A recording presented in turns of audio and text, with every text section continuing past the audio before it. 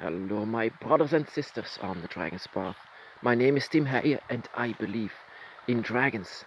And I believe that there are still dragons in this forest, and I feel them so darn much. And I am so drawn to this forest. I opened a lot of gates here, and so they just yeah, I feel them everywhere. The dragon is actually everywhere. That is how I say what the dragon god is. The dragon god is everywhere. There the river flows and just feeds on the earth itself. The earth that is Tiamat and Pangu, the female and male version of the earth itself, of Ghana or Gaia or whatever you want to call Tiamat. She is my dragon goddess, and this will not change. Yeah, the mother of all dragons. That is not some kind of a Game of Thrones reference. That is just it. That is just history. How they call the mother of all dragons. Tiamat. But I don't want to talk about her because I met in my dragon's path two dragon gods. One goddess and one god.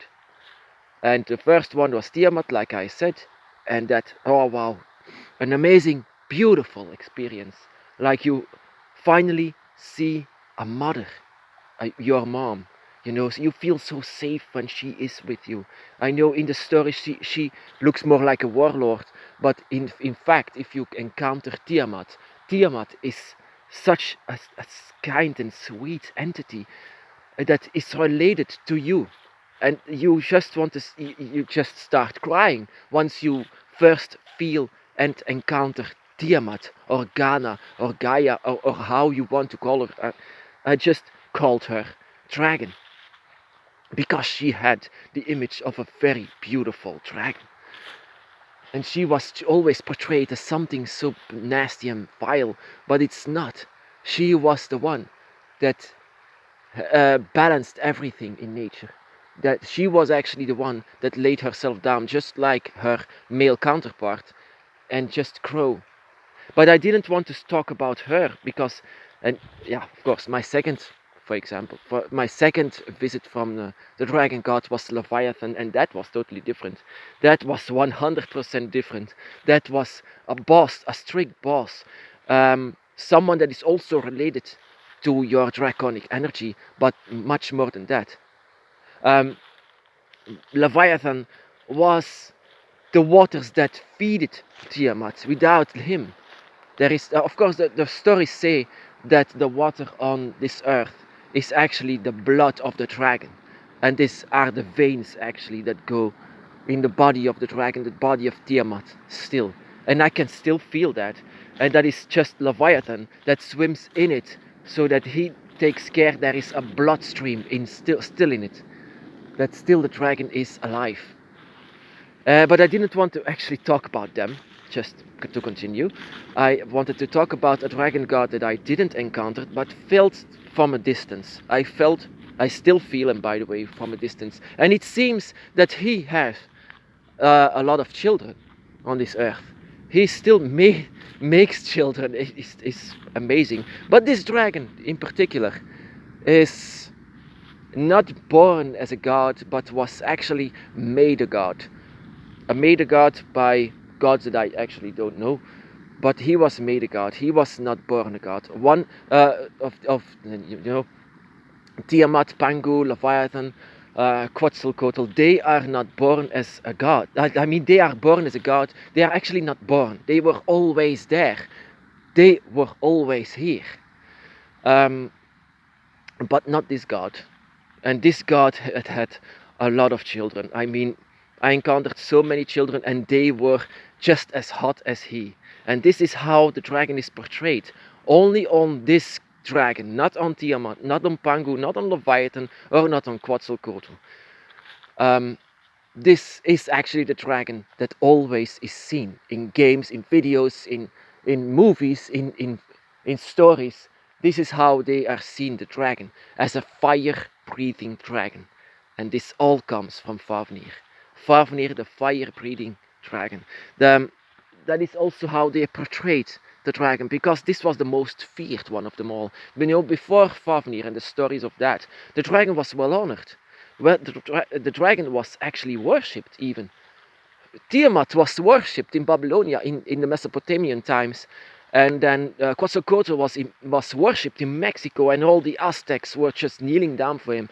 And then, but Fafnir was never a worshipped god. He was never worshipped, and he was always feared. And yet, we should not actually fear him. He was given the status of a god once he died. You know, in the stories they said they killed him because he was sick on this golden treasure that he was sitting on, and then they killed him. And once he was dead, his spirit remained as a god. He just stayed there as a god. He was given the status of the dragon, god of fire. And he was still creating much more children that is still protecting him. In the fires, in the flames that you can see his eyes. And yet he didn't actually bother to come to me yet. But I can feel him. I can still feel him in the flames. We all have the 4 elements inside of us. There is one or maybe even 2 elements that are bigger than the rest. And this is most of the time because your dragon god is one of them. You know, and what I see from Fafnir's children, they are very fierce, they are very strong, they know what they want. But sometimes the chaos is a bit too much for them. And then Fafnir is trying actually to guide them and to be there with them. I felt this very much from Fafnir, that he's a very loving, very well loving actually father for those who are his children still on this earth. Because the people who have the most difficulties, the brothers and sisters on the dragon's path who has the most difficulties, are the children from Leviathan and from Fafnir. From Tiamat, that is most of the time, they are loving the earth and things like that, but they can still, you know, counting the puzzles and putting the puzzle pieces together. For Fafnirs and Leviathans, those are actually very far apart dragon gods. That is a different story. And sometimes they can reach out for you, and I suggest that you would do that, because this is a very difficult path.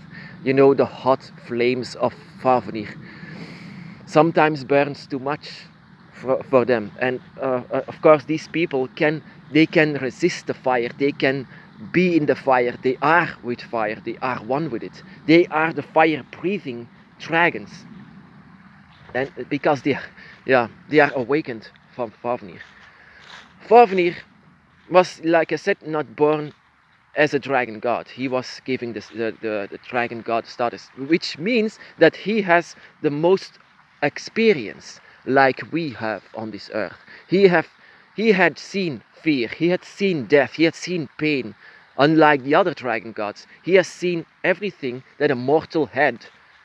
It was only after it that he remained like the other dragon gods. But Leviathan, who is water, and then Fafnir, those are very far apart dragon gods, but they still need to work together.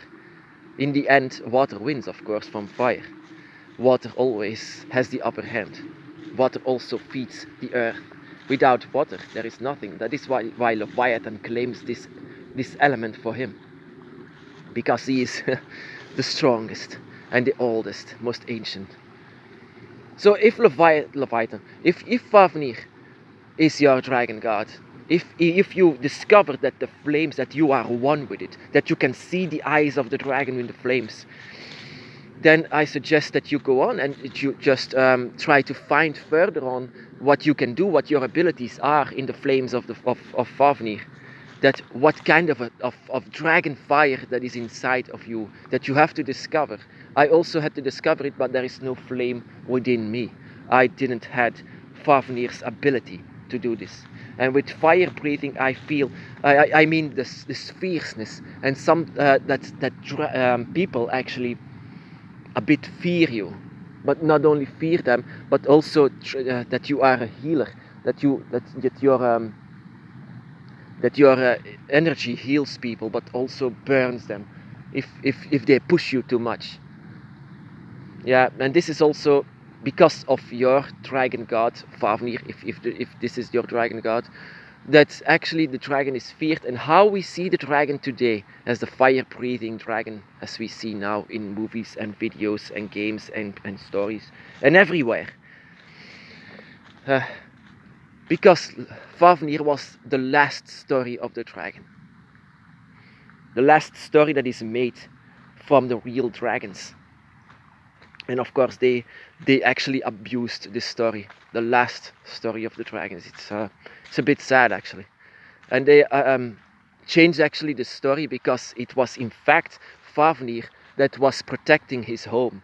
Fafnir was not this dwarf king, even though the story said that he was a human before and then transformed into a dragon to be the slave of Odin, Odin's treasure. I don't feel that with Fafnir. Fafnir is born as a dragon. Fafnir is here 100% dragon. And he could indeed be manipulated, but it was not about gold. It was about his home, about his place, about his children. For Fafnir, and that is legendary, Fafnir and all the fire-breathing and the fire elemental dragons, for them, their children, their home, their family is sacred. Do not touch it. Do not touch it. If Fafnir is your dragon god, you have to know that your family and your loved ones are everything for you, and you will protect them no matter what.